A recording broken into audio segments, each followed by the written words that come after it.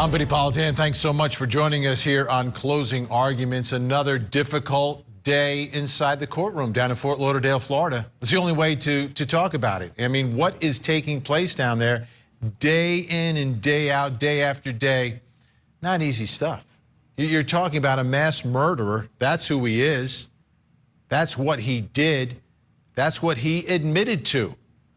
But there are 17 other people who were shot by the Parkland school shooter who survived. 17 didn't, 17 did. And another one of them testified in court today. Let's take a look. Tell us what happened. I was in fourth period, just sitting there writing an essay, and then heard loud sounds like the gunshots, and then everyone began to run in the classroom. I had ran towards the back, towards the teacher's desk, and I was on the ground. I had my hand, and I was crawled against the ground. Okay, and then what happened? And then we sat there for about 20 minutes, or less than 20 minutes probably, and then the police had came into our classroom and escorted us out. Okay, so before the police came, you said you heard gunshots, right? Yes. Where did the gunshots, when you first heard them, where did they sound like they were coming from? By like the exit, close exit of the hallway. On the east side? Yes. Okay, and then you heard the shots, and then what happened in your classroom? Everyone had got up and ran, all scattered like around the classroom, and was trying to take cover. Okay, and you said you ran to the teacher's desk? Yes. Who was near you? I was next to Maddie and the teacher, and Elena was behind me. Okay, Elena Petty? Yes. Okay. Did you see where Alex Schachter was? Yes. Did you see anything happen with him? No, I just saw him sitting back in his desk. Okay. And how about Alyssa Alphabet? No, I didn't see her. Who else was close to you? How about... Alex Stewart was close to me when we were sitting in the classroom, and then everyone was kind of like against the wall, so they weren't really behind the desk. Okay. And did you get shot? Yes. All right. When did you get shot, and where did you get shot? When I was sitting or running towards the back of the room in my right arm and my lower right back. Okay. So what happened as a result of your injuries? I have a couple fragments still in my lower back, and then I have a scar on my arm as well. Okay. And did you go right to the hospital? Yes. And how long were you in the hospital? 1 night and 2 days. Okay. Did you see, you said you saw Alexander Durrett, he was near you? Yeah, he was sitting near me. Okay, how about William Olson? No, he wasn't by me. He was behind you? He was not by me. Okay. All right, and you said then the police came and took you out? Yes. Okay. And what, you have any after effects from your injuries? Just can't do some motions because my back. Your Honor, same basis as last week. So noted, thank you. I can't do some motions like with my motions like working out or anything because my back. Incredible composure by that young man. Justin Colton is his name, one of the survivors. And you heard the little objection there at the end. You know, the defense doesn't want the jury to hear, like, the impact of this crime on the victims. They're trying to keep that away from the jury. But the jury's getting to hear it, folks, from the survivors. Like, okay, it's the guy who shot him. So, all right, he shot you, and now this is what my life is kind of like. These are some things I can't do. Jury getting a full picture inside that courtroom. Let's bring in Court TV legal correspondent Julia Janae, joining us live tonight from Fort Lauderdale, Florida. Julia, great to see you. What other victims were in the room with Justin during this shooting? Several victims, Vinny. He showed such strength on the stand today because not only was he injured and saw other people who were injured and then have come into the courtroom to testify about it, but there were several people who lost their lives in that classroom, 12-16. I want to show you the path that Cruz started on because these killings were early in his route through this school. This is also going to be how these jurors move through the school. He entered Building 12 and he fired those first rounds from the AR-15 style rifle. And then just a minute later, he moved to the end of the hallway. That's where 3 students were killed on that first floor. There was also a staff member, a coach at 2:22 p.m. who was killed, and that athletic director rather near the first floor exit. And then he ended up in 1216, and that's where Justin Colton was. He fired into that classroom, wounded 5 and killed 3 students. And you heard Colton saying their names. Names we're hearing often when we are hearing this testimony. These jurors are shown their in-life photos. We have those photos for you as well. Elena Petty, 14 years old. She was a member of the JROTC. She was a volunteer for hurricane relief. And Alyssa Aldahaf, she was a soccer player from New York. And there in the middle, Alex Schachter, 14 years old. All 3 of these young children were 14 years old. He was in the marching band and he played trombone. And you probably noticed his dad in the gallery. He looks very intense when he's watching this all unfold inside of that courtroom. We've had many of our viewers comment wanting to know who he is because they have seen him a fixture. Many of these loved ones are fixtures inside of the courtroom. But he's actually on Twitter put out a call to, you see him there in the back corner with the purple shirt. He wants all elected officials to be joining them in the gallery so that they can bear witness to what is happening in this trial, but also he wants to make sure that the failures that happen at Parkland don't repeat themselves. Those poor parents, those poor kids, it should not have happened. Now, the jury was also shown some evidence today of what the Parkland school shooter had on him on the day of the shooting?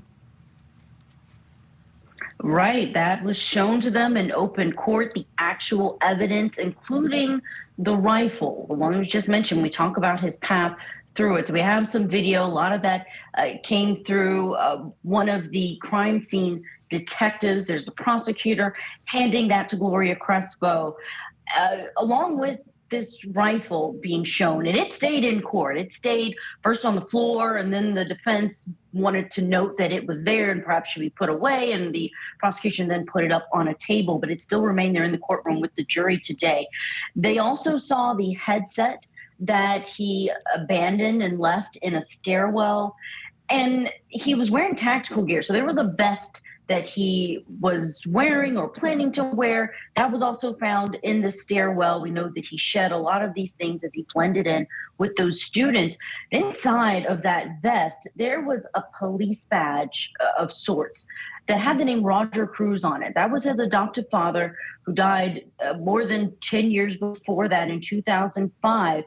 And we were able to actually look at this evidence close up afterward because it's not really shown closely to the people in the gallery. But in looking at that, it actually says on there, Nassau County, New York, the affiliated and support of the Nassau County Police Reserve. So we don't know why that would have been on his person while he was in this rampage, but that was something that was shown to this jury inside of the courtroom. A lot of those things abandoned in the stairwell. Now, another big part, the jury view here. What's the status of the jury view, and what is the actual conditions at the scene of this mass murder? The jury view is imminent. We know that it could happen at any time. They are being tight-lipped about the timing because they do want to protect this jury when they do travel out there, but we just know to be prepared because at any time they could call for this jury to be transported 40 minutes away to the Marjory Stoneman Douglas High School. They will go into Building 12, and we know that it has been barricaded off. There are fences around it. It's locked. It has been preserved for the last 4 years. That's Building 12 there. And what we know about the condition comes from a defense motion that was just filed this year, so 4 years later in March. And they're actually objecting to this condition that it's in. They want someone to go in and sanitize it before these jurors are there because they say that there's blood, dried blood, and bodily fluids that still remain in this crime scene, that there's everything as these students left, the remains of Valentine's Day cards and candy boxes. It was Valentine's Day that day. Their incomplete assignments on desks and classrooms, student photographs, inspirational signs, and personal effects. Today, when we looked at that exhibit, those exhibits that were not shown to the gallery, but one was a no bullying sign that had a bullet hole through it. So we can expect that these jurors will likely see this type of evidence inside of that building, Vinny. Julie Janae, Court TV legal correspondent down in Fort Lauderdale, Florida. Incredible reporting on this. It's a tough case. It's tough. I mean, it's tough for everyone involved. Appreciate your time tonight. Thank you. Thanks, Vinny. All right, let's bring in our think tank tonight. Joining us in Englewood Cliffs, New Jersey, criminal defense attorney, former prosecutor Al Wunsch III. In Stamford, Connecticut, criminal defense attorney Darnell Crossland. And in Alma, Arkansas, criminal defense attorney, former prosecutor and former trial attorney Carrie Jernigan. You can check her out on TikTok at Carrie Jernigan 1. Not 2 or 3, but 1. All right, great to see everyone tonight. Let's start here, Al, and this is my issue throughout with the defense here. Now it's with the jury view. We're going to take the jury, judge taking the jury, to see the scene of the mass murder, and the defense wants it sanitized. Isn't the purpose of a trial to get to the truth? Don't we want the jury to see the truth and actually understand what happened and see the evidence when they go to the scene of a mass murder? Well, but Vin, he pled guilty already. Okay, so what more do you need to understand? The good thing about this ridiculous exercise and cost for the people of Florida is that no, the cost was created. Let's not. The cost of all this is caused by one person. The shooter. The shooter caused this. Vin, the good thing is this: if he is executed, there'll be no more murders in America, and that's the good thing about all of this. We will end murder forever. I mean, you know, there was a time in our country that there were 200 offenses that warranted the death penalty. 200. We've whittled them down substantially. You know that in England, a 7-year-old child could be executed for a crime? I mean, this is ridiculous. This guy was a kid. He's not 7. Okay? But Leopold and Loeb were 18 and 19. Okay, and I would tell everyone in this audience to go take a look at Clarence Darrow's closing argument in that trial. That was a 12-hour closing argument, slightly longer than anything that Darnell does in his moot court competition that he's so proud of. But other than that, 12 hours that he stood up there and talked about the situation with regards to what is this punishment going to do? If it ends murder, if it brings these kids back, I'm 100% for it. If it's not going to do that, let him rot in jail. But guess what, Al? You don't live in Florida. You don't get a vote. It's Thank the God. law. It's the law. It's the law in the state of Florida. Darnell Crossland, the defense wants to sanitize the crime scene? Like, what is that? We want to scrub away all the evidence? No, the evidence is these people were killed. We know they were killed. Murdered, not killed, murdered. We know they were murdered. Well, yeah, Let's that's use the the same M word thing. tonight. So they were murdered brutally, and I don't think we need to waste time, such as the examinations I saw where the prosecutor was asking this young man who, as you said, spoke very calmly, very collected. He did a good job up there, and in spite of the fact that he got shot in the back.